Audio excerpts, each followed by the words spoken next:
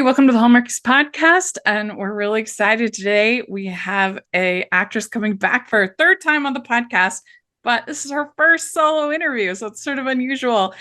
We have Galadriel Stineman here. And Galadriel, thank you so much for coming on the podcast. Thank you for having me again, Rachel. I'm glad to be Yeah, back. it's good to see you. Hope you had a good Christmas. Oh, yeah, always. It was very quiet this year, which we all needed. Lots of downtime Yeah. and coziness. And we actually have had a lot of rain in LA this year. So, Yeah. Yeah, I mean, last year I went to LA in February. That was a big mistake. There was like torrential downpour and oh, literally yeah. flash flooding. We had to leave our Airbnb Oh, my God. because there was flash flooding. Which is so funny because it rains like 10 days a year Yeah, here. If that, you just, but you know what? January and February, that's our winter, and rain is yeah. our snow. So, that's about what we get. Well, it's so good to catch up with you. And of course, we've had you and your husband on the podcast before, and I'll put a link if people want to watch that interview. It was really fun. And then you were kind enough to join me last fall to talk about Christmas at the Amish Bakery. Hmm? And that was really fun. And I was so grateful because you didn't have anything to do with that movie. So it was just a super nice thing for you to come on and help me. Well, I mean, it was fun for me too. And I just, not enough people like to tap into my Amish expertise, I'll say. So it's nice when somebody's like, hey, and I'll be like, I do know a lot about the Amish. Thank you for letting me talk about it. So that worked Yeah, out yeah. great. And then People I are know I had missing told out. you too, it's funny, I had two different clients because I also teach actors. And I had two different clients after the podcast, and so they both auditioned for Amish Bakery for the lead female role, you know. Hmm. Which was Oh, just so funny. really? And they had seen that I had posted about the film. Uh-huh. And I was like, oh, better not next time. But Well, you it's win some, funny you lose. because this week that we're recording this, I actually interviewed Alexandra Harris, who's in Christmas in Amish Bakery, and because she has a movie that coming out this weekend on Up TV as well, and so it's just everything all comes full circle. It does. And this world, whether you're in it on camera, behind the scenes, the writers of the books, like it's an insular world, Yeah, it really is. yeah. Well, you not only have your film roles, but you also had your writing. So Yes. you had Planted in Christmas, which I have received. I'm just so behind on my reading.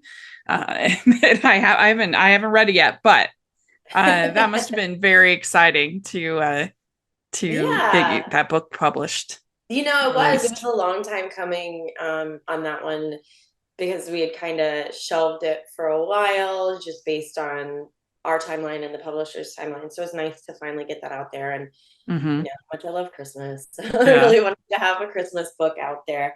But I say just save up for July, right? Then you can oh, do the whole Christmas in July. yeah. Like I feel like right now we're all still like we have the lingering joy of Christmas a little bit there. Yeah, But then we'll get to that point where we're like, oh, I just want snow. it's So true. that's when I Yeah, recommend think it. the That's my doldrums. prescription for my Christmas book. Yeah. So yeah, but that must have helped you during the strike and other things to have like other stuff to focus on, like writing. Yeah, definitely. And the thing about sort of where I'm at now with my acting career is there's not as much for me to do in the downtime. Like I've met the people, they know what I do, I have a great team, and you get tired of waiting anyway. So what's nice is when I'm not helping, my other up and coming actors do that stuff so that they can be at that point. Um, you start to really want to grow that stuff that you do have control over and that you're not Right. waiting till people say you can come play. So the writing, whether it's scripts or novels, I just love getting like lost in my own stories. Yeah. It's all the same muscle. So it's not like I prefer one or I miss one. Like it all just feels like the same playing pretend and somehow doing Yeah. it as a grown up. Well, it's interesting because I took I took a try at writing like basically like a treatment Mhm. that I'm still working on and I did a little writing retreat at the end of last year and I had a lot of fun doing that. And the thing that was interesting to me is just it was harder than I thought it would be to transition to thinking about the world in the form of dialogue, which Hmm. is what you have to do for a screenplay. Almost Yeah. everything is dialogue, dialogue, dialogue, and obviously you have script notes about this person walks across the room and this person whatever, but most of everything is happens through the dialogue, and I that was harder than I thought it would be. Yeah, so see, for me, it was the opposite. Oh, interesting. I'm so used to reading scripts, and that's what I had spent more time writing scenes, Yeah. writing scripts. So when I wrote my first novel and I got the notes back, it was all like, "Hey, where's their inner world?" And which I'm such a reader that it was like, "Duh," and then it was kind of easy and fun to tap into the whole senses. What do they see? What do they hear? What does it feel like? What does it remind them of? But at first, I was like, "Oh my gosh, I just." But I'm so sensitive to it now. I just finished a book the other night. I won't say what it's called because I'm going to panic. But if anybody follows my Goodreads, and it was a novel written like a script, and maybe I'm Uh-huh. extra salty about it. But Yeah. it was like all dialogue and showing, and it would be like she was lost in a memory, and I'm like, what memory? This is a book. Like, so I think it's Yeah. all just what you're coming from. And then I have Yeah, that's interesting. back. So, but I'll give you my piece of advice for writing dialogue that I give to all of my clients, and that is just when you're writing it, talk it instead. Hmm. Aaron Sorkin's famous for that. He would do that with his. I remember him talking about doing that with Newsroom and having like a really heated argument with like he's being both characters in a mirror, and he accidentally Hmm. hit the mirror and blood just gushing everywhere in his front camera, and he was writing, but it really does because if you say it and it sounds okay, Yeah. it's good dialogue, you Well, know. I mean, that would be entertaining to watch him do his own, because those movies are known for so much dialogue, the I movies and know. shows for Aaron Sorkin. It's funny. That's That's a really parallel with funny. like rom-coms, right? Where there's so much talking. It's Yeah. like Aaron Sorkin, Hallmark. Because I'm used to, as a critic, I'm used to more being kind of an essayist, Hmm. and being able to kind of write my full sort of thoughts and be able to explain it, and so, and there are certainly screenwriters who are kind of essayists. I mean, Nora Ephron is the one I think of.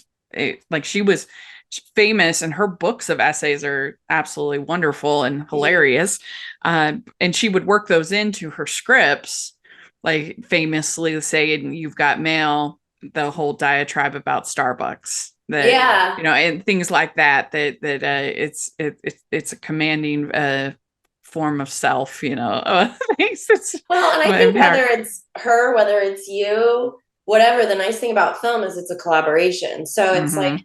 you don't That's have to true. change your point of view. You just have to find the people whose gifts complement what you have. Whereas that was a new thing for me with writing a novel. It was just me alone. I mean, I had an editor, but then it was just me. And at the end of the day, it's just me went out there.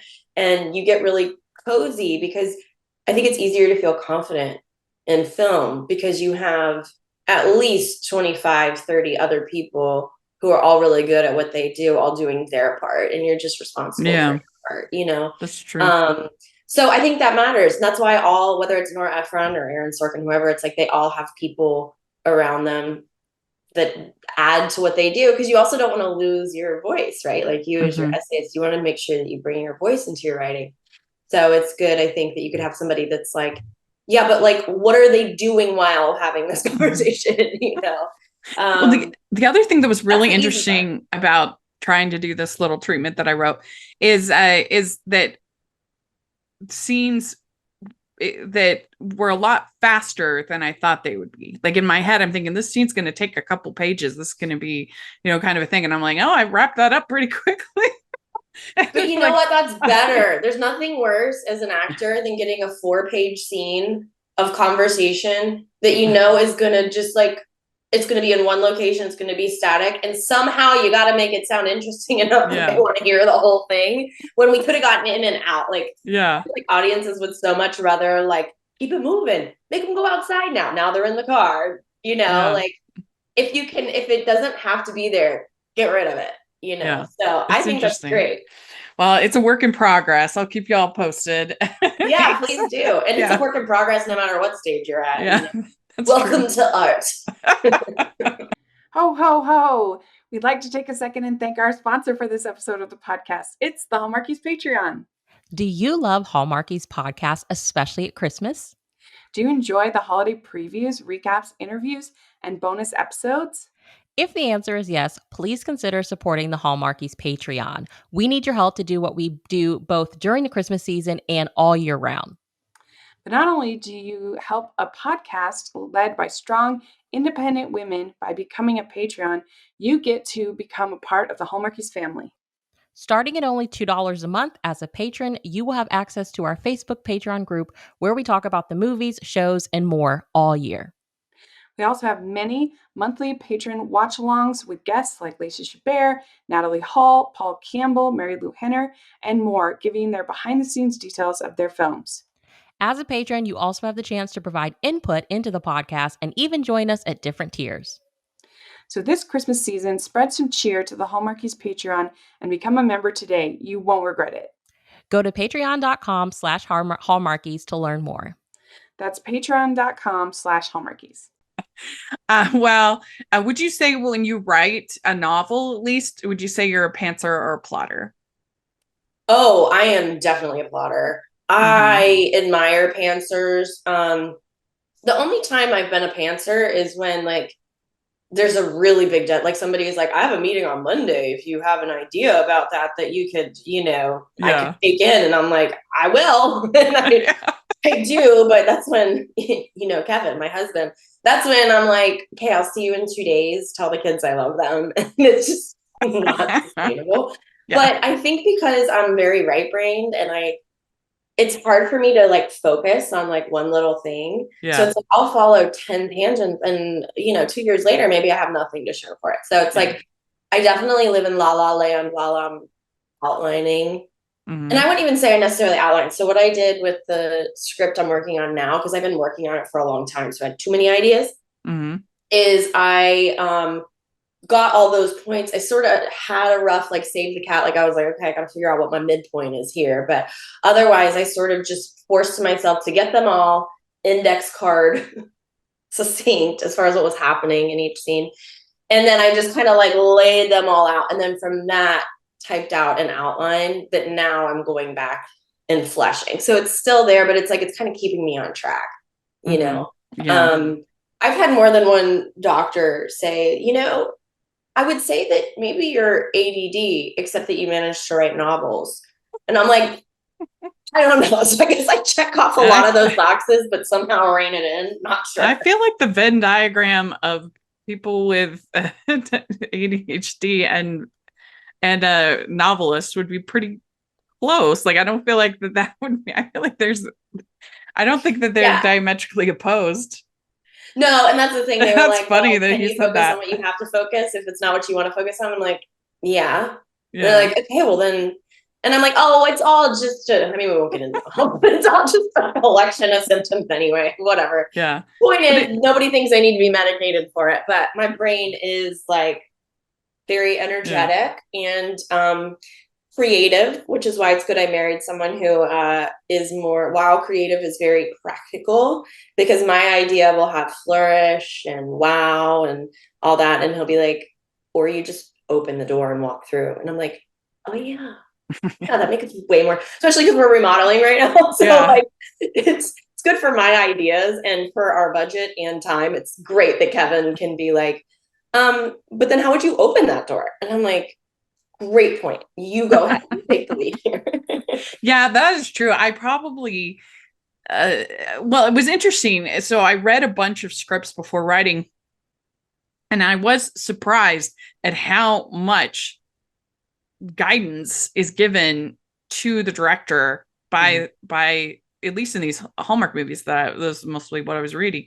I was really surprised. I was like, wow, they're doing a lot of obviously I always knew that the writers did amazing work, but I was like, they do a lot more heavy lifting than I thought in these movies of really saying come from, use this camera or use this, like I was just surprised this should be a 2-person, like things like that. I was like, wow, that's Yeah, and it definitely really depends on detailed. the writer's background, right? Yeah. Like some writers for the genre don't really have a film background, and so they're probably putting more about how the characters feel. And Yeah. it's as an acting coach too, like it's easy for me to kind of tell the background of a writer when I'm helping an actor, or how experienced they are, because actually the more experienced they are, or let's say the more confident they are that their script will be sold and they don't need to like show that it'll, to get them to buy it, the Yeah. less that's often in there, because they're like, Interesting. it speaks for itself. Right. And as an actor, you'll know, because it won't tell you how you're feeling about everything you're saying. It'll just be like line, line, line, line, line, line. And it's like, oh, they feel pretty confident, and they feel confident in us, know? Yeah. So you get the whole gamut of it. But I think a lot of it, I always say a lot of times what writers are doing in scripts is to tell, let's say that like in a lot of these Hallmark movies, they're not going to be a part of the production process as the writer, like some other genres, right? Like they're going to sell it and then they're out. So it's like their way to send little secret messages to the writer, to wardrobe, to production design, to everything. And a lot of times it's actually telling them what it's not, right? Like they might put joking. So it's like, I just need to make sure they know that she's not saying that seriously. Or the ride is very bumpy. It doesn't have to be. I just need them to know she's not comfortable, so it's their sort of way to be like, okay, but like before you leave, please take that, Yeah. So are you, in your writing, are you focusing mostly on romance, or are you trying to do some other genres? Well, despite being as right brained as I am, I'm a practical gal to some degree. So, romance is where I have had the most time, the most connections. Sure. I've spent the most time on those scripts. So, for me, that was a natural way to step in. I definitely have some of my darlings that are in other genres. But, I think it all came from me finally feeling confident, like, I can do this. And I've spent enough time that I started to tell, some writers would come to me who were doing homework before I was writing them and being like, what's missing here? And I'd be like, oh, well, you can't give this away this early. And no, there's none. Like we already know there's no obstacles between this couple by the time we get here. And at the end, you really need to have a nice, sweet kiss, and everybody's got to be. And then I was suddenly like, wait, I'm writing them. So it started for me with script consulting. And in college, I was a copy editor. So people at first came to me for like, don't make me sound dumb, just pick it up. And then I'd be like, well, do you want some other thoughts too? And then I have friends that are writers that started to come to me for that. And then it was natural. But, I have so much fun in this genre. And for writers, like it's such a practical genre. They're buying like crazy. The more networks that are coming into this and are competing against each other, they need so much content. And as long as you're good at it and you understand what they're buying, like they want you. Like there's room for everybody. And in this genre, they don't really care if you have an agent. They don't really care if you've done a bunch of these. It's like if you can produce the product, they're going to hold on to you because they need it so much. So I think for aspiring, I should say professional writers, right? There's a big difference between like, I'm an artist and I won't compromise my vision and this is what I want to do. And like, I would love to make a living at this and have this be my day job, right? For the day jobbers, like they'd be foolish not to write in this genre. And it's also fun, Yeah. That makes a lot of sense. It really does. So I'll keep y'all posted. Yeah, please do. Like I said, there is room, Rachel. There's room. Yeah. if I don't succeed, that's extra bad. I mean, come on, by now you know more scripts than I do. So yeah. I think sometimes maybe I overthink it. You know what? We all do. That's why I do the best when I get like one of those deadlines, because I don't have time to think about it. Yeah. I don't have time to like make it good. I just send it out there. And every time I have, the feedback has been very encouraging, and none of my worst fears have come true. And I think that's the thing, is like, if you could remove fear from it. Yeah. And if you weren't worried about being good, what could you do? You do a lot, right? It's true. Well, I mean, that's especially the case for me, because since I am a critic, I worry that like not to get all therapy on me, but I worry that everybody's going to have their fangs out because, like, oh, I've criticized their writing. They're going to be like, Oh, they oh, will. let's see I'm what sure you. they will. Yeah, You man, and know? I have to be ready for that because I'm I sure mean, they that's the will. thing is when you enter the storytelling realm, whether it's on camera or behind camera, like you're gonna notice the people who hate it as much as anything. And that's the thing, is Yeah, like you that's just have true. to kind of accept, like, yeah, it doesn't matter if actually the better it is, probably the louder the haters are, you know. Yeah, it's true. So it's definitely something to get used to. You say Yeah, not to get all therapy, I'd say, but make sure you have a therapist when your first one comes out, you know. sounds good. Yeah, yeah, yeah. Well, I saw on your Instagram that you had your end of the year post that you were in Disneyland. So I just had to ask, are you a big Disneyland fan and what's your favorite ride? Oh my gosh. Yeah, I love Disneyland. I love Disneyland so much. I try to keep it in check because with it being, an hour from here or less, Yeah, like we definitely go sparingly. And I never wanted to really be season pass holders because I just never wanted it to lose the magic for me right. or Yeah, my kids. I I can see mean, I that. grew up where I went to Disney World once, because Uh-huh. I was, Midwest, Right. and it was magic forever. It was the first time I was on an airplane, and so with our kids, we're lucky because out here we know a lot of people that work for Disney or whatever, and so we've been fortunate to be able to go and not pay for tickets sometimes. But even when we do, it's like, I don't know. I think I'm enjoying it as much as the kids do, and I will be Mhm. dressing up. I will be wearing ears, and Yeah. the best time to go is December before anybody's out of school. We Mm. maybe pulled our kids out of school. Sorry, elementary and middle school. But it's funny. I think my favorite ride for like nostalgia's sake is always Haunted Mansion. Yeah, that's fit Um, mine too. Yeah. yeah, and it's funny Like, because we just watched it on Friday night. We have a family movie night on Friday night, and we finally oh, watched fun. the movie, and it was cute. But I was like, at least a lot of it looks like the ride. I was like, I want to recognize places in the Yeah. mansion. You mean the most recent movie? Yeah, the most recent one. I thought it was so boring. I was Well, I will be honest. I was playing Sudoku while it was on because my kids picked it, and I had just promised them we would put something on. I was like, what? But But and but I it like did have some Rosario fun Dawson a nods lot, to the so I was like, ride. I will okay. agree. It had some fun There's nods to the multiple ride. movies of it. I didn't even know that. What's that? There's more than one movie. Yeah, yeah, there is. There's one with Eddie Murphy, which is also not great, from 2003. Uh, Oh. yeah, it's just, and there's actually also a Muppets one, which is the best of the three. But Oh, okay. I mean, yeah, Muppets Christmas Carol, so like I can oh, imagine. Wow, I it's was not on very that level undereducated. of Muppet movie. It's not Muppet Christmas Carol good, but it's like okay, Yeah. No, I definitely it's the should best of the know. three. Well, and my 7-year-old was like terrified, but in my mind I was like, he does good on the ride, and I was like, look, Yeah, he looks the same as on the ride, and this time they're in the TV. They're not even like yeah, in your space, but he was yeah, terrified. Although to be fair, the last time we were there, because you know how they do the Nightmare Before Christmas, yeah. Oh, which it's is the different also overlay. scary, but it wasn't Yeah. the same ghost as when we had been there in the summer. Mm. Yeah, I love Haunted Mansion. I think that Rise of the Resistance is probably the best ride in that Mhm. because it's like, how do you even compare? It's like a 20-minute experience. Like See, I it's, haven't gotten to do that one yet. oh, you Atticus haven't? and It's Kevin, really my cool. oldest son and Kevin, went, but I had the little guy, and we had Uh, to do one of the. You know how it is when you're there. So last year we stayed at a hotel down there. It's like you get that few minutes early, you can go in, and they just had to yeah. like run for it to because the lines were so crazy. Well, if that ever happens to you again, like you're waiting with a child who's not tall enough to ride, they have the thing called ride and swap, where that you'll be able to go, you can go right up to the front of the line Mhm. if you tell them that that's what you're doing. It's called ride and swap. And so if that happens again, then let them know that you need a ride and Oh, swap. you can just like Yeah. swap with the other parent, take turns going. You mean? Yeah. Yeah. Yeah.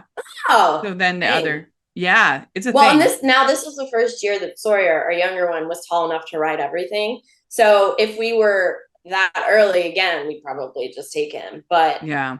that is good Yeah. to know because I spent Yeah. many years drawing the short straw. Like this was the first time I got to do the Guardians of the Galaxy ride. And Oh. I never did it when it was Tower of Terror because I didn't live out here, you know. So Yeah. it's because our son was like finally old enough, you know, Hmm. and into it. I'll say because like at 7, it still could be scary, but Yeah. like he even liked Incredicoaster, like went upside Oh, down I and stuff. love And I was Credicoaster. like, yeah, I liked Incredicoaster, and this definitely says my age because I was like, oh, it's kind of smooth, like you know, like Matterhorn. Oh, love Oh no. Matterhorn, but that is like a chiropractor No. nightmare. You couldn't pay me to go on Matterhorn. Yeah, I also don't love Space Mountain. That thing makes my Oh, back hurt. yeah, that's true. I love So it for nostalgia factor, but because when I went in first grade to Disney World and we waited forever, you know, because they didn't have Flash Pass or Genie or whatever back yeah. then. And because I was small, my head got pinned like this, and I didn't see any of it until it was over. So when I became an adult, I think we went there once before family.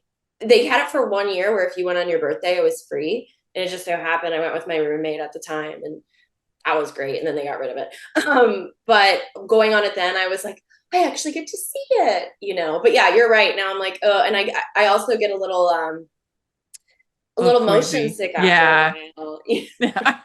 But it's so fun. I I, love it I there. never thought I'd become one of those grown-ups. Like my first acting gig ever when I moved to LA was I did a commercial for Cedar Fair, which is like Knott's Berry Farm and all of that. And it was like 4 straight days of riding roller coasters like 10 times in a row. They only fed us like amusement park food. And I was in my element. Like they were swapping out extras who were getting sick. And I was like, I love acting. Is this what acting is? Now I'm like, you know, I was like the teenage That's so kid in that one. funny. Now they're like, then there was a mom and a dad in it. And I'm like, how did that mom and dad live? Like, how did Yeah. they survive? You're like, more funnel cakes, please. Oh my gosh. Now I'm like, I think I'd have to pass on that job. That's really funny. Hey, this is David from the Piecing It Together podcast, a podcast about movies and the movies that inspire them. For over 4 years, each week, a guest and I take a look at a new movie through the lens of what other movies we think were either an influence or connect in some other way. It's a fun, unique way to discuss films that leads to a great list of other movies to check out that either explore the same themes and ideas or maybe utilize similar filmmaking techniques. Including special episodes in our side series that twist the format, we've done over 200 episodes, so there's bound to be one on a film you've been thinking about and want to dig deeper into. So check us out on all the major podcasting apps and at piecingpod.com. Let's talk about your new movie, Hometown Remedy. So this is really fun. I just want you to tell the audience a little bit about the movie. Yeah. So, Hometown Remedy, as far as plot, I'll share a little bit of that first. You know, it's about Dr. Adele Clark, who I play. She's from this town in Kentucky, Versailles, even though it's spelled Versailles. It's a real town, and we really say Versailles. And she finds out her dad is elected mayor. She goes back to help with his inauguration party, and she's a surgeon. And you know, pride of the hometown. She's working at a giant like university hospital, and when she comes back she has a bit of a run-in with the town's only doctor, which I won't say too much more on that, but it leads to her having to help out in the town as a doctor and getting a new appreciation for the place that she came from, and lots of small town references, which I found very relatable to being from a place, being gone for a while, and then coming back and looking at it with new eyes, like all the gossip Yeah. and, you know, the busybodies, but then also the fact that everybody knows you and comes out and supports you. And yeah, and for me, it was, you know, I grew up a little over an hour from the town that we shot in, which is kind of how I got connected with the movie. These weren't filmmakers I had worked with before. But their casting director had cast a couple other rom-coms I had done, and I had kind of put it out in the universe that year because we actually shot it at the end of 2022. Then with the strike, you know, everything kind of got slowed down. But the year before, I want to say, Kentucky had gotten their film incentive back, and they had it. I shot Runaway Romance in 2017, and that was when they had it before. and then they got rid of it, and then it came back. And so I had said to my manager, like, please look out for opportunities in Kentucky, since that's where I'm from. Like, I'd really love to encourage that film community and get involved there. I want it to stick around. Like, I love the idea of being able to work back home when I thought I'd have to leave home forever, to do what I'm doing. And so this was great because this casting director was like, and the films that I had done that she cast were in Arkansas. And so, but she was like, she remembered I had talked about Kentucky. And so she contacted my manager. And so they introduced me to these people. And they were familiar with me from a TV role on a TV show I had had. And so it was very like serendipitous, and so getting to go back and not only work on this, and I had everybody like I know come visit me and stay at my house there. I had everybody come be like, in pretty much every scene in there, there are extras that have known me for at least 10 years. So then I'd be like, come down and visit me. And I'd be like, bring something colorful. Oh, that's fun. Stuff them on the set. So it was so great. And we got to, I got to really get to know, because it was, the film incentive there was just getting off the ground again. So it's like I got to really talk with the film commission and get to know a lot of those people and a lot of people on the ground. And so it was just like, it was like a homecoming that paralleled the homecoming in the movie, Mm-hmm. Yeah, was it fun playing a doctor, like getting in the scrubs and stuff? It was fun playing a doctor, but it's kind of funny because within a year I had gone from just playing like, well, I went from like basically being a teenager forever to like, has a cute little Etsy shop, to all of a sudden I played 3 doctors in 1 year, 2 surgeons. And I was so proud of that. I kept telling people, like, that's what I would lead with. I'd be like, yeah, so I play a doctor now. And people apparently buy it. And then somebody, yeah, in a rom-com. I'm like, shh. I also played one on NCIS. Oh, you're like, but I Grace. felt very proud of that because Yeah. I come from the community I'm from is very medical based. Like most of my friends became nurses. My mom was a nurse, lots of doctors around, and they all know like I'm squeamish, and they're like, you as a doctor. And I'm like, hey, I can pretend very well, and there's no real blood. Yeah, you're like Grey's Anatomy. I know, Heads up. right? I know. The number of times I've auditioned for that show, I'm like, come on, guys, make it happen. Now it's near the end. I'm like, clock is ticking. Right. So the meet cute is kind of fun in this movie. You sort of hit him with your car. Not too much of a spoiler, folks, but yeah. Well, I think it's in the trailer, but yeah. So that's kind of clever and fun. Yeah, I mean, I would like to emphasize she does not hit him. That comes back a lot. She kind of does, but she said she doesn't.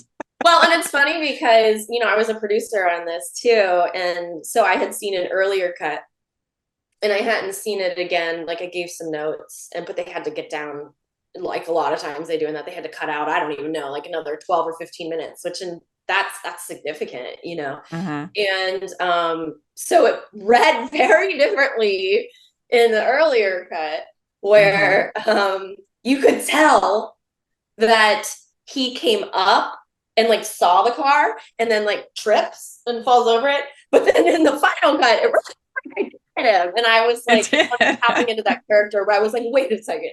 I need the deleted scenes here to show this. But that was such a fun scene to shoot because like all the extras, like that is the street in Versailles. It's so cute. I'm definitely writing another movie to take place in that little town square because it's just perfect. And the town was so welcoming, and all those extras are just people who live in Versailles, as the crowd like comes up. But what was crazy is that it was perfect weather the whole shoot. We shot in, I think it was August.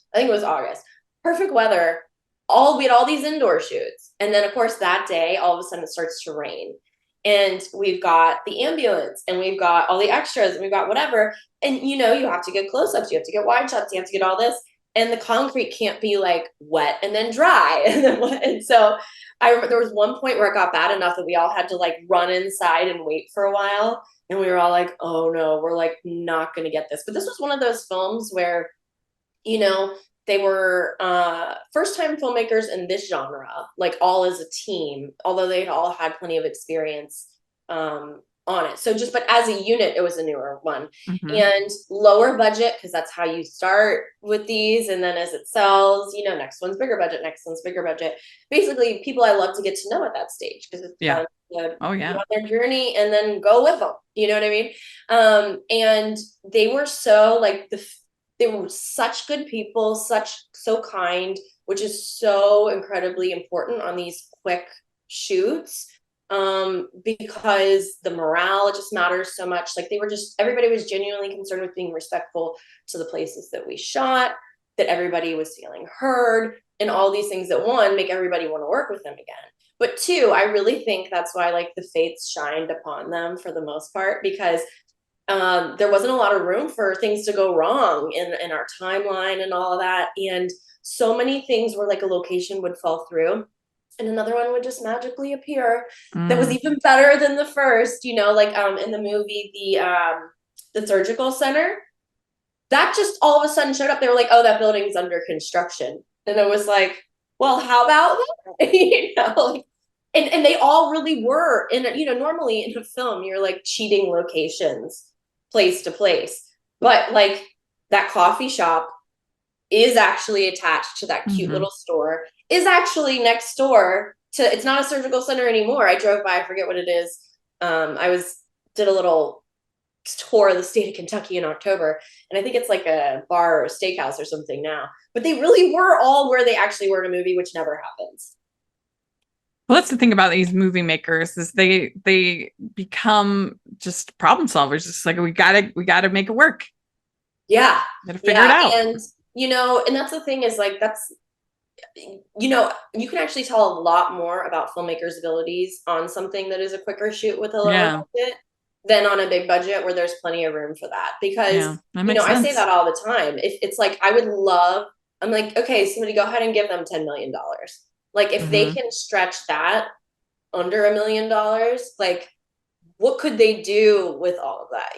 Because a lot of it's wasted and stuff. And it's nice as an actor to do both, for sure, different kinds of experiences, but it's these kind that you really form like close friendships, and that you really get that like summer camp experience, that where sense. Like forever you'll be like, do you remember that summer in Versailles? It's one of the best parts about it, for sure. It's just going and being a family for a few weeks and then splitting off until you circle around with some of these people again.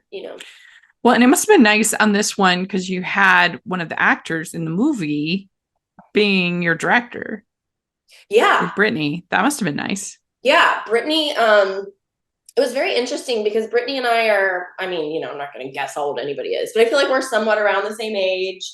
And I don't meet as many people sort of when I'm working that are doing something like I'm doing. And so it was really interesting because she does so much directing and she's in it.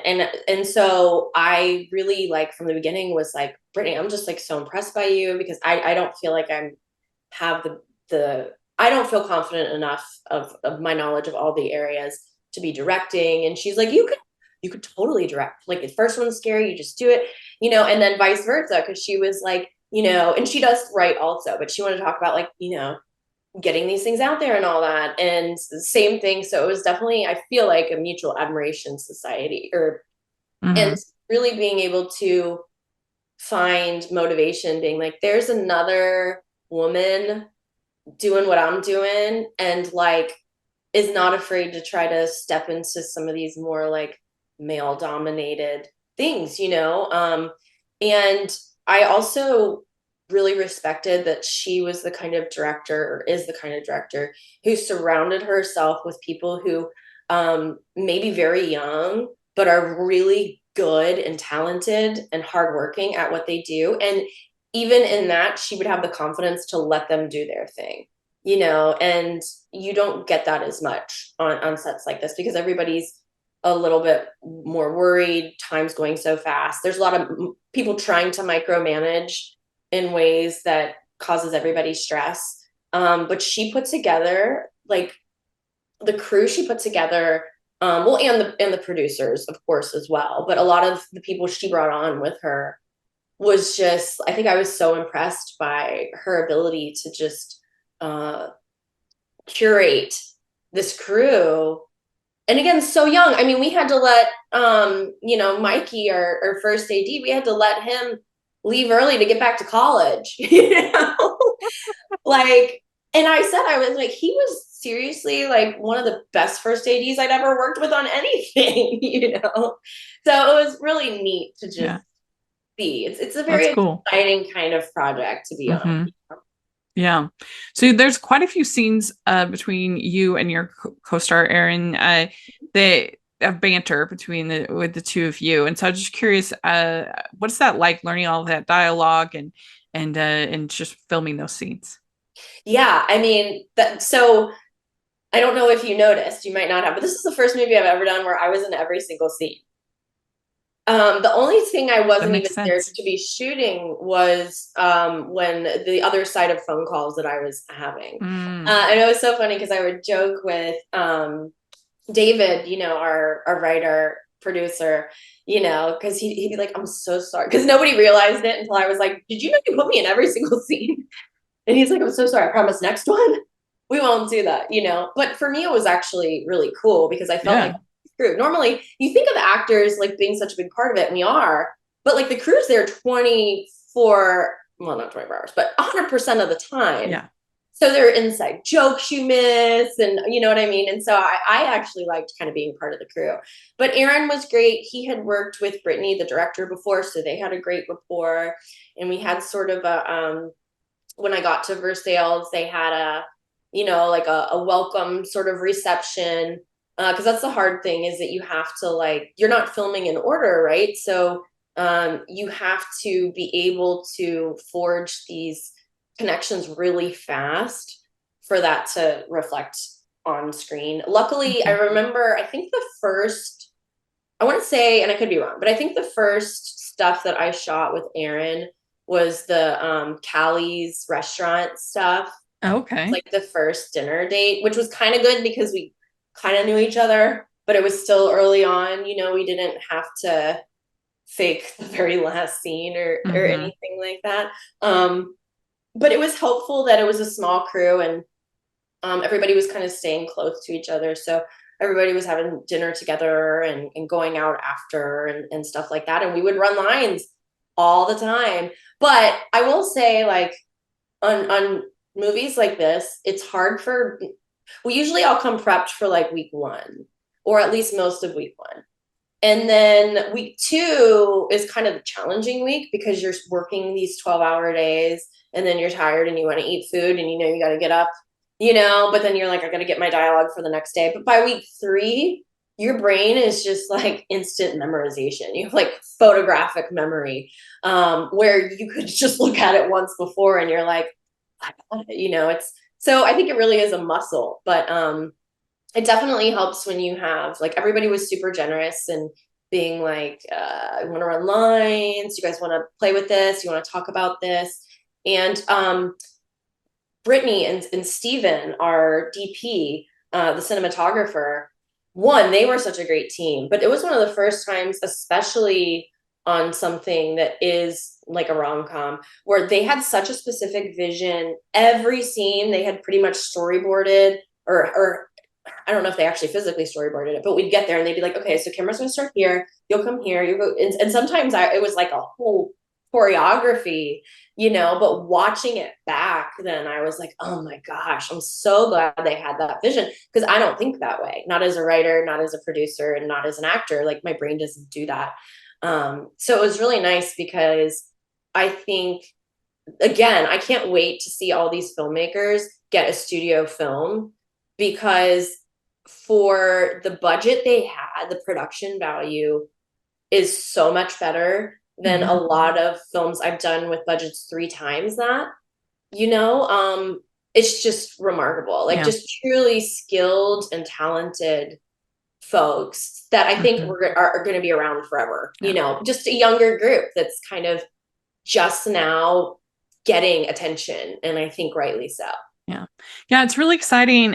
This Anyone But You movie that was Mhm. because it was such a big hit and it had legs at the box office. And I actually didn't think it was that great, but I'm so happy for its success because and some other recent rom-com successes. And even I think you could kind of group, even though it's not a rom-com, but Barbie's success also. I think just what's given people that are trying to make movies for women, I think it's going to give hopefully a little bit more confidence. And I would love to see some of these filmmakers and some of these writers and things like that get a chance at the big screen. Yeah, It would be absolutely. I mean, awesome. I was just a little Deserved. too young to be able to participate in the big budget rom-com successes. Yeah, I listened to it's an true. interview that Reese Witherspoon did one time talking about when she started producing, and it was interesting how the death of like the box office rom-com coincided with DVDs also starting to get phased out. Yeah. And it makes sense. I mean, we as women, we would buy those DVDs. We couldn't stream them, and we'd watch them over and over again. And it ended up like that the female audience, wrongly so, was really getting Yeah. ignored, and these things were Yeah. getting relegated down. And I think what's cool now too is like Netflix I mean, as a studio, but also as a streamer, is sort of bridging that gap. Like writers Mhm. who want to push things a little edgier than Yeah. Hallmark, or bring in these names that are do more, like cinematic stuff. And they're showing like they're doing really well. And I think it's starting to make some of these studios, like with that one, be like, Yeah. oh, maybe there's space for this. Yeah. And I think there always has been.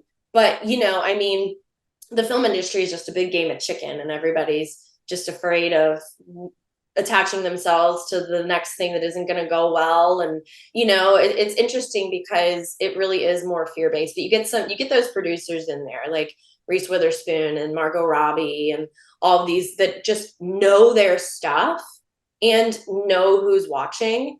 And I'm just so glad, because I feel like there's some of the like byproducts of that rom-com era that are like, excuse me, what just happened? No, we're gonna do this. And so they were all like getting together and forming their armies, and now we're getting to see them go out there. So I just hope it keeps going. Yeah. Me And too. it Because also it's means that you don't have to fit a certain formula, right? Like, yeah.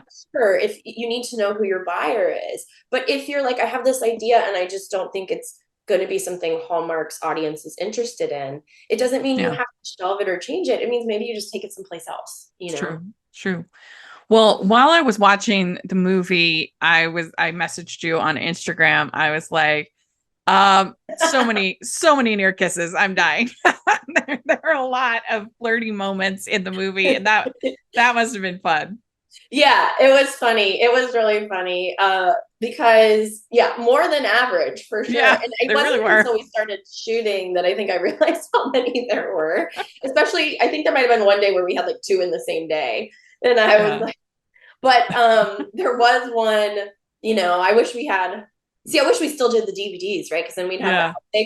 But there was one where after we go visit Crystal Taylor's little boy at the after our first date or dinner or whatever we call it, and we walk out and the neighbor turns the light on, Uh-huh. and they really had that cue and all of that.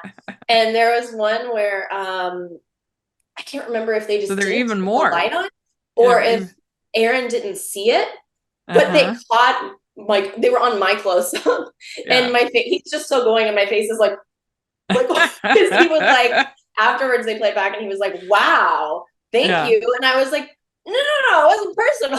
I just knew that you were there and you were still going for it. So, just moments like that were Yeah. funny. Filming near kisses probably has the funniest outtakes of like, I bet. I bet. There's one near kiss interrupted by fire. yes, interrupted by fire. That scene was so hard to shoot, but it was so fun when we finally got it, because that was another one where, like, choreography wise, we run in, and we really were running in from the actual place that we were.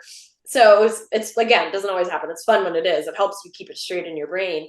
But it was like very strategic with the camera as far as like, okay, so you're at the oven here, and then at here you're at the sink, and at here you're at this, and at here you're waving it. And I remember there was a moment where I was like, it was late, and I was like, they're counting on us, man. And I was saying to Aaron, I was like, we gotta get this right. We gotta get this right. And it was sweet because I mean, it really felt like an athletic event afterwards, where we were like, yeah, we hit it. And we look at camera, like, and he's like, got it all. We're like, yeah, you know. And the fire department really did come.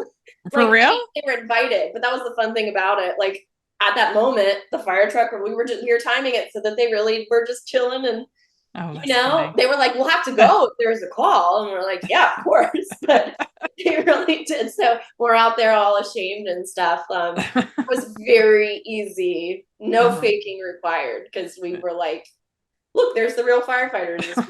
You're like, don't get overzealous here. Yeah. But it was just so fun. And so many of those locations were just so beautiful, right? Yeah. Like that shop, the Amsden, I said, and it's funny because the owner is actually, do you remember her name's Emily. Do you remember the scene where we're at the shop and the shop owner is like, I mean, if you don't want to go to dinner with him, I would. Yeah.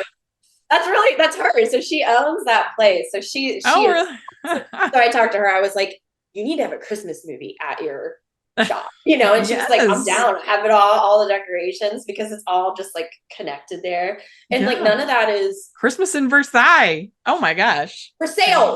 for sales. Christmas in Versailles. I mean, I know Christmas in Versailles. It's going to be pronounced Versailles. They also have a Lima, Ohio. Like there's so many, God, I can't even remember them all now. But growing up, where it's like all these European cities and everybody just says them differently. Well, Paris, that is true. That's a Midwest thing. In Indiana, like practically every city in Indiana is named after another place. There's like Peru and Angola and Lebanon, and there's a ton. Yeah, and even like where I grew up in Kentucky, like they're named after other places in the United States. Paris. Like where I grew up, it was like Dayton, Bellevue, Newport, like. Yeah. Well, very good. I hope people check it out. We'd like to take a second and thank our sponsor for this episode of the podcast. It's the Hallmarkies merch store. Are you looking for that perfect gift for the postable, Hardy, or Hallmarky in your life? What about getting that t-shirt or hoodie that will help you stand out at your next holiday party? Now is the time to check out the Hallmarkies merch store. Full of festive designs by artists like Jessica Miller, Carrie from Hallmark Comics, and more. You can even have more than just shirts, but totes, cell phone cases, notebooks, mugs, and more. And it isn't just Hallmark. We have designs for Anna Green Gables, Man from Snowy River, The Nanny, and more. Every purchase at the merch store goes to help support the podcast and allows us to make the great content you know and love. There are frequent sales, so go to tpublic.com/stores/Hallmarkies or see the link in the description. That's tpublic.com/stores/Hallmarkies. We'd like to have some fun get to know you questions at the end. Okay. And since you've already done with Kevin, you did our original get to know you questions. We have our Christmas holiday themed get to know you questions. Okay, sounds good to me. Yes. First one, what is your favorite holiday drink? My favorite holiday drink would be something with peppermint from Starbucks. Okay, good. What's your favorite holiday cookie or treat? Oh, favorite holiday cookie or treat? My mother-in-law's pecan bars. Oh, yeah. Sounds good. All right. What's your favorite Christmas song or carol? My favorite Christmas song is Oh Holy Night.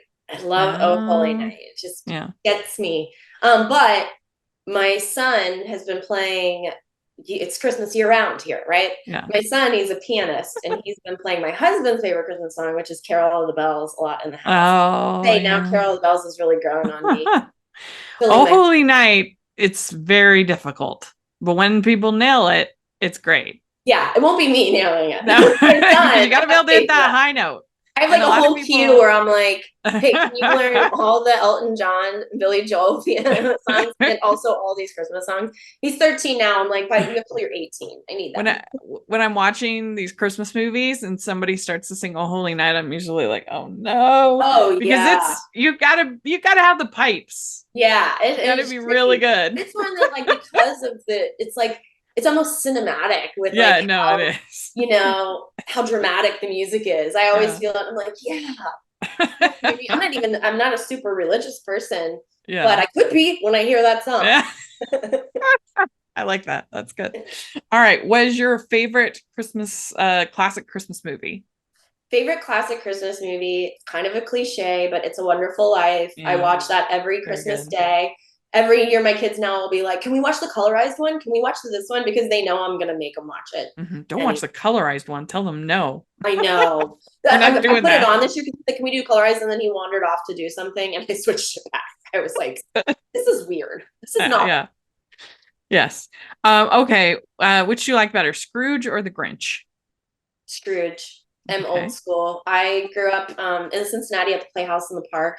They do a Christmas Carol every year, Yeah. and honestly, I can't imagine it's still the same Scrooge because unless he's just immortal. But from the time I was a kid until I was in college, when I would go, Yeah. it was always the same Scrooge, and he was so good. And so between Mm. that and Mickey's Christmas Carol, I Oh yeah. feel like I based my whole Christmas Yeah. on those stories. Well, and how brilliant was it of Disney to do Mickey's Christmas Carol when you literally have a character named Scrooge? Yeah, I Like, know. I know. perfect. And it's like it's such a like story that so many inspired so many other stories, right? Like that's what Yeah. it is. It's so original. And I think it's nice because as it is, it either can be dry for young kids or it can be too scary. And Yeah. like, yeah, the Christmas yet to come was a little scary and Yeah. Oh yeah. but When it was enough that like I feel yeah. like at a young age it really just like I feel like all writers are like, okay, at some point I have to do a Christmas Carol like Yeah. where somebody's visiting their past, their present, and their future. Yeah. Because it's just, I mean, I just love the people who did it first. Yeah. It's like, wow, how they channel that. And now it's in public domains. We can all do it. All right. Which do you like better, clear lights or colored? Mm. Either, as long as they're like the frosted ones that look all Oh. nostalgic. I really like the nice soft glow. Yeah. Which would you rather be in a snowball fight or build a snowman? Mm. Do I have to pick one? I feel like both are just don't mess with my snowman while I'm building it and try to take snowballs from that. Yeah. Well, we don't get a lot of either here, but we do have a set. Have you ever seen those indoor snowballs? Yes. They're so great, especially for Yeah. California, because you can whack each other. You can hit lamps. Nothing falls over as the mom. And even that's fun. But it's been so many years since I've been able to have like a real snowball fight. I think if I got my hands on some snow, I just have to do it Yeah. all. I just What? making snow, ice Yeah. cream, sled, like all of it. The whole bingo card. Yeah. Well, I mean, you have to have a lot of snow to do a snowman. That's true. It's a lot. And a lot of But patience. so yeah. I started playing Animal Crossing again recently with my kids because my youngest one now he can read enough to like do it, so it's fun. We'll leave each other stuff. But I have been making a lot of they call them snow boys in there, I think, which is kind of weird. But I have been making way more than probably a regular person would because I'm like living vicariously through the game. Yeah. Well, would you consider yourself a good gift wrapper or not? No, not. I can be. I Yeah. could be. It's just I'm one of those people where it's like I either go all out and get a little too carried away, or I gotta just like plop it in a bag with paper. And Yeah. so, with having two kids and a million careers, that's normally what I go for because otherwise, like, I don't know how to stop myself. Right. I'm the But I same. do I really can like to do wrap my it, big. Go but ahead. yeah, I'm the same. I can do it. I just don't care that much. So it's Yeah. like, let's just get it done. And I've been trying to be very practical. So my older son likes to read the comics. My neighbor gets the paper every day, so she leaves the comics at her door. When I was a kid, I remember at 4 years old getting like a Cinderella Golden book wrapped up in comics, and I thought it was the coolest thing. And Yeah. so now I try to wrap everything in comics that I can do, Oh, no that's matter what cute. age it's for, Yeah. just because I think that's fun, a That little is cute. eco-friendly, Yeah. Um, And who doesn't love that, you know? Yeah, that's really cute. But I do appreciate when someone gives me something very nicely wrapped. Like, I'm like, Yeah. I see you. I understand. You put work into this. You Yeah, know? true. Last question. Do you have an ugly Christmas sweater? I don't think I do currently, but I think my son has it. Oh, We did this promotion stuff for a movie, a Christmas challenge that I was in. And they gave us some really good ones. And I had one that like lit up, but then it died, as they do. yeah. But then the last one I had, it was space cats with Santa hats. That's And good. I just don't think you can get better than that. I've Yeah. actually like my neighborhood is very tight knit, and I've loaned it out. Like people will post like the kid needs one for this Yeah. or this, and Yeah. it's just made the rounds. I'm like, everybody can use the cat space Santa. Well, I mean, if you're in Los Angeles, you don't really need a sweater that much anyway. So you just No, you pass see it how I have around. one on today? Like it's because I think I would probably wear turtlenecks every day, and so many people lately have been like, "Oh, I don't think I've seen you in turtleneck." I'm like, it's because it's always Yeah. 90. I would like I'd be Steve Jobs uniform style. It was like, If you ever oh, move to like Colorado, you're going to be living your best life, making snowmen and I wearing know. turtlenecks. And Although we'll see, right? When I first moved here, I was like, I would never get tired of sunshine. Like, you know, I grew up in Kentucky and Cincinnati, and I was like, I'll never. But 16, 17 years later, and I'm like, rain, snow, like, oh, it's so boring that it's sunny all the time. So I bet, like, give me 1 year, and I bet yeah. I'll be complaining Yeah, I understand that.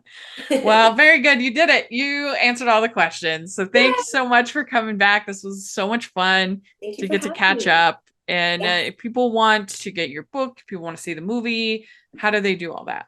Okay, so the book is called Planted in Christmas. And if you search my name, you'll probably find it, but it's under the pen name Will F. Frederick. You can get that anywhere, Amazon, Barnes and Noble. D'Angelo Publication is the publishing house. So please pick that up. You can get it on Kindle, get it right now. And for Hometown Remedy, right now it's all kinds of places, but I think the easiest to access is Tubi. And you know, it's really great to gap the Christmas season. Yeah. It's a good movie for the gap before we get back into the Christmas in July again. And it's a lot of fun. And again, Yeah. you'd be supporting a lot of younger, up and coming filmmakers that I think you're going to see a lot from in the next coming years. Well, and Tubi is free. So what do you got to lose? Exactly. Tubi's free. You got to Absolutely. watch a couple commercials. Come on. You got to do that on Hallmark Yeah. anyway. Yeah. Well, very good. If people want to follow you on social media, all that kind of stuff, how do they do that? Yeah, I'm most active on Instagram at Gala Elf, Galaelf, because I'm named after an elf. And Facebook, you can find me there too. And I love chatting, especially if people see the film, read the books. Yeah. It's fun to interact with people that way. Well, very good. Thank you again for coming and talking with us. Thank you so much, Rachel. Anytime. I'd like to thank Galadriel for coming on the podcast. This was a blast. I just love talking with her. So let us know what you thought of all the different things that we talked about in the comment section or on Twitter. And you can find me at Rachel's Reviews, all of our social media, iTunes, YouTube, and on Rotten Tomatoes. Check that out. Also, make sure you're following the podcast, Hallmarkies Pod and the Hallmarkies Podcast, all of our social media. And if you are listening on iTunes, please leave your ratings and reviews. Really, really appreciate that. And if you are watching on YouTube, please give the video a thumbs up and subscribe to the channel. We'll have our other episodes of Galadriel in the description if you want to watch those, and also links to her book and to the movie Hometown Remedy on Tubi. Please check both those out. And thanks so much, everybody. Thanks to Galadriel. We'll talk to y'all later. Bye.